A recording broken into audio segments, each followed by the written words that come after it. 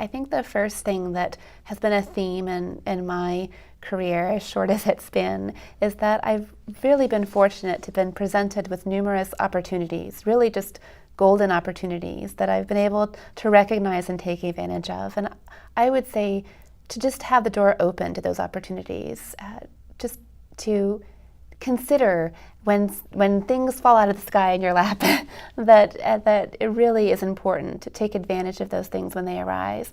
I've really tried and made an effort in my career to meet with faculty when they come to visit. If they're doing research that's similar to mine, take the time to get to know them and build those connections.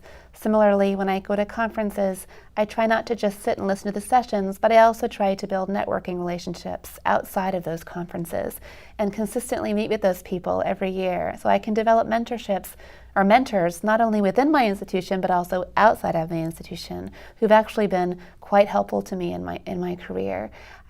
Grants are the same way. There are so many funding opportunities out there. You just have to look for them. And the second thing I suppose I've done is to really try to stay organized and keep track of all those funding opportunities.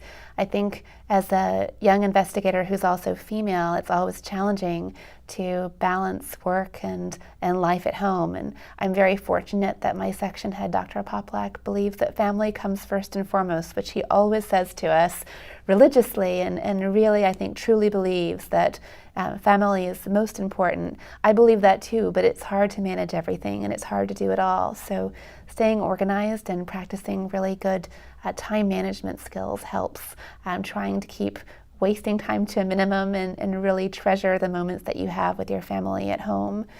So I try to do that as much as I can. And for grants, for me, that means keeping spreadsheets, making checklists, and making sure that I'm on top of all my deadlines. So that's really been helpful as well.